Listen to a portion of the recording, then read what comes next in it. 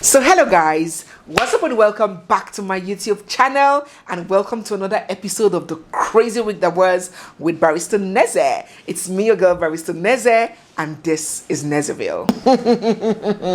Yeah, in the Ghanaians, Ghana people, God have mercy upon us. God have mercy upon us.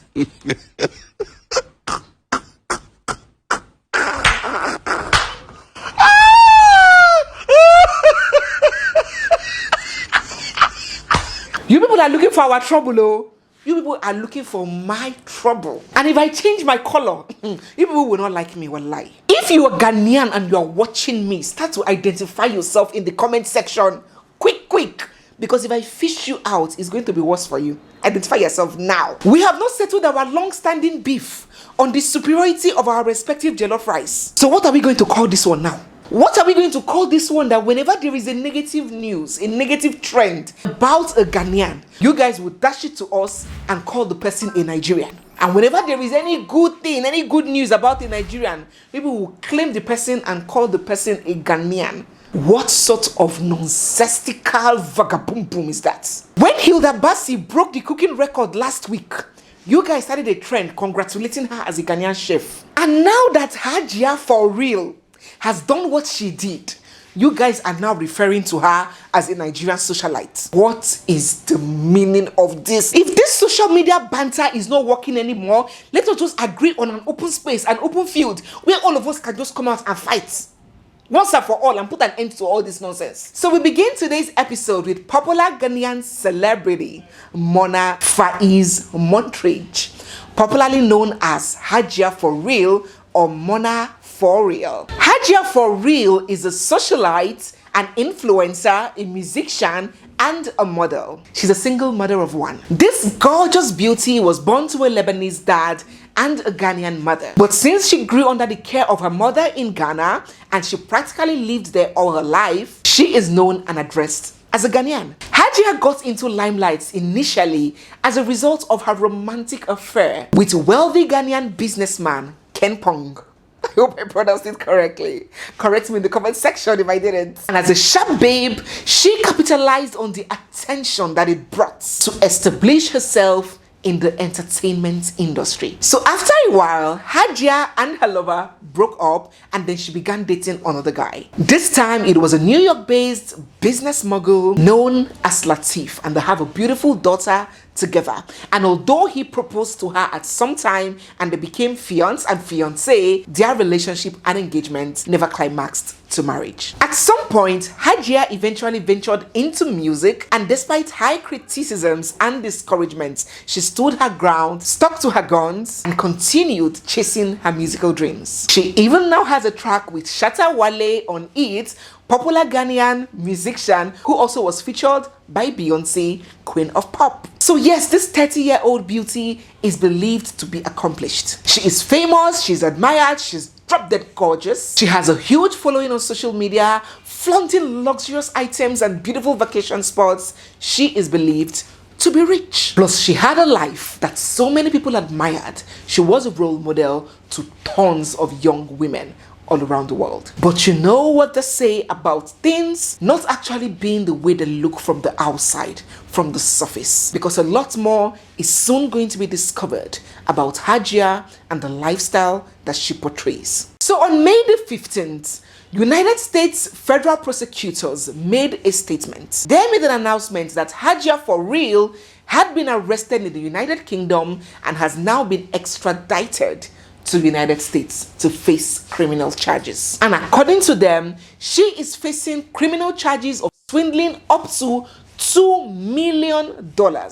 If you're Ghanaian, can you just please press that on the calculator for me and drop in the comment section what the conversion is? She stands accused of swindling over $2 million, United States dollars, not Canadian dollars, from older single American men and women in disturbing, well orchestrated love scams. They revealed that Hajia was a member of a criminal conspiracy gang who used deceptive tactics and false identities to create the illusion of a romantic relationship. Through emails, text messages, and social media communications, she is said to specifically target old, vulnerable people, fraudulently rip them of their monies, and then launder these funds through several accounts. So Hajia for real will be facing charges bordering on wire fraud, conspiracy, money laundering, and receipt of stolen money. And if found guilty of all, if she's found guilty of all of these charges,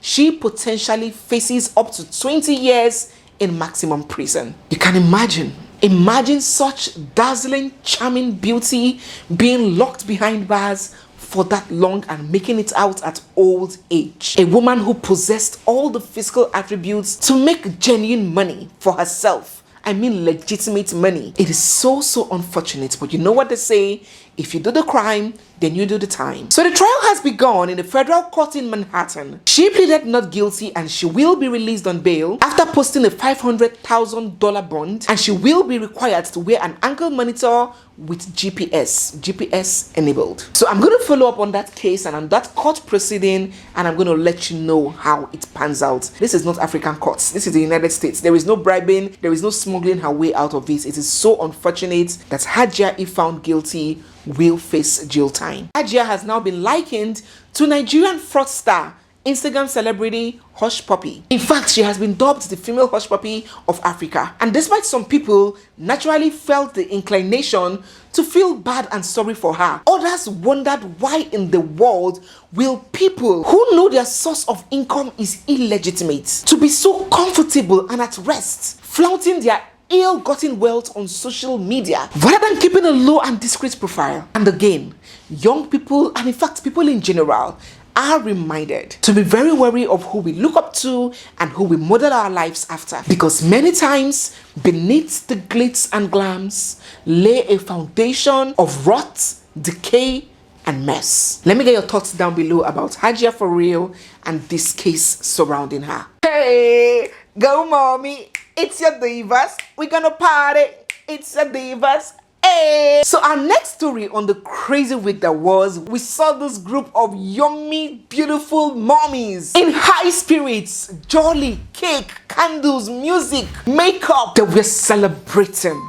Like, in fact, if you had seen these mommies, oh my god, you would want to join them. You would wonder what is going on here. Is it a bridal? Is it a shower? Is it a birthday party? What is the cause of the celebration, mommies? Talk to us. The energy was so electrifying. In fact, in short, watch the video.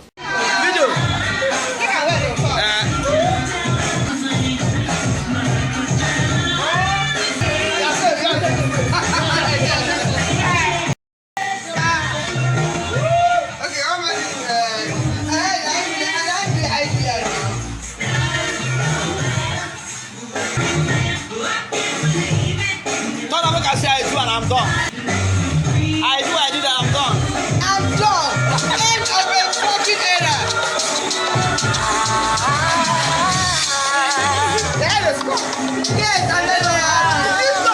So this party was organized by the Association of Divorced Nigerian Women, the Rivers State chapter, whose motto is an end of error. So according to a Twitter user, these jolly good women were celebrating the welcome party of a new member to their association. And from the inscription on the cake, I do, I did, I'm done, it went without saying that these beautiful women were previously married and at some point and for some reason are divorced, happily divorced, and are totally proud of their new status.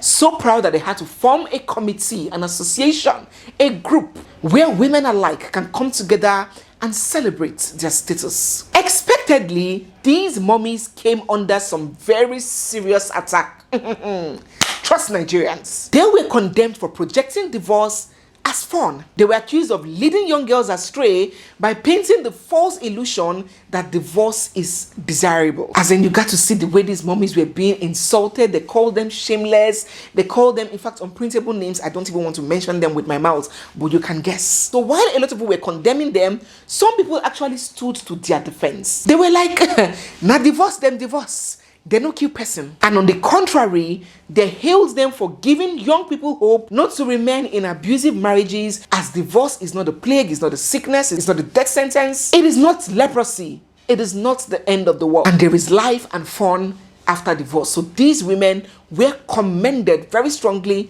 by this other set of women, that if brides can celebrate their bridal shower, these women should be free to celebrate their divorce shower as well, because not only them know within their eyes see for that marriage. So what do you guys think about this situation? Do you commend them for their intentionality to create fun out of a not too fun situation? Do you think that there's absolutely nothing wrong in joining such groups? If you had a divorced relation, would you be embarrassed to find your relation, your mother, your auntie, your sister, as a member of that group on social media? Do you see it as shameful? Do you consider it not okay in any sense to celebrate divorce as though it is anything to be proud of? Do let me know your thoughts in the comments section. Podcast. Oh, you more people have been doing podcasts since, so we didn't hear any trouble. There was no drama, there was no wahala, there was no kasala. Now Nigerians have started podcasts. Wahala every day, violence every day, kata every day. You see this podcast thing? Let it not be what we eventually divide Nigeria. The way I'm seeing all this wahala coming out of podcasts, let podcasts not be what we eventually divide this Nigeria that we are managing. Oh, you're listening to this one. Decided in your head that you wanted to give me money, and you now do something stupid, like send me a stupid amount, like 5K or 10K. It's God, weird. I'm What do you want me chuckling, to tell you? laughing. Thank you? No, I'll tell you thank you. I have to tell you thank you, but then I'll be like, send me your I'll talk to you account again. I'll back. run away. I see it is that. 10,000. Wait, You know that I can do to somebody. But what can 10,000 do to me? What can they give it to somebody on the streets? Am I on the streets? Do you know what I've been cute? Use the 10K and give it to a beggar. Give it to a beggar. Like, I'm telling you, I will be like, wow, this an empathetic person. This is such a wow thing. So in this podcast called Rants, Bants and Confessions, these beautiful ladies were furious. They were drawing blood as to why a man would send them common 10,000 naira, an amount that they have described as paltry. According to them, they believe that 10,000 naira was way below their standards, and it was better for the man to dash it out to a beggar on the streets than for him to send them 10,000 naira. Yeah. As in, with all their class and poise and labels and their human hair, the man looked them from head to toe, give them common 10,000 naira. Oh my God. So this particular episode of this podcast literally set the internet on fire in the crazy week that was, and two different varying opinions have arisen. Some people have openly supported these women, claiming that that is the stance and the mentality of a lot of women, only that a lot of people are not bold enough to come and say it out in public, though, just for fear of criticism. They believe that it is not ingratitude, rather people's gifts should meet the standard of the people that they are giving it to. Chiken. On the other hand, the other set of people have completely bashed these ladies, wondering why you should set standards of the gifts that you should get. Like, why would you set standards on another person's pockets? Hello? If you are so standardized, why don't you make your own money or give yourself the kind of money that you want? Why are you asking money from somebody and now putting a cap on what the person can send and cannot send? They call it stupid ingratitude and the height of self-entitlement. And they advise that these kind of girls must be avoided by all means. So let me throw it to you guys, my dear viewers. What do you think about this? For example, if you were working and you ask somebody for money and maybe the person sent you 2,000 or 5,000 or 10, would you pick offense? Do you think it's ingratitude to pick offense when something you consider very, very little is given to you? Or do you believe that you should be grateful regardless, as in you should not look a gift horse in the eyes? You must be grateful regardless of what is given to you, because if you had so much, you wouldn't even be begging in the first place. So let us know what you think about that right in the comments section. Which of these two schools? So guys, we have come to the end of today's beautiful episode of the crazy week that was with Barrister Neze. Which of these stories would you like to comment on? Is it the ladies on the podcast? Is it the divorced women? Or is it Hajia for real? Which of these stories touched you and would you like to contribute to? If you enjoy my content and you love what I do, don't forget that you can support my channel by subscribing, by joining as a member of this channel. You're going to see the inscription down down below, very close to where you have the subscribe button. You can hit the join button and become a channel member and support the beautiful work that I bring to you. If you're not subscribed yet, do hit the subscribe button. Give this video a big thumbs up. Drop your comments in the comment section. Turn on your bell notifications as well. And stay glued because we have so much more coming your way. It's me, your girl, Barrister Neze. And this is Nezeville. I'll see you guys in my next one. For now, bye.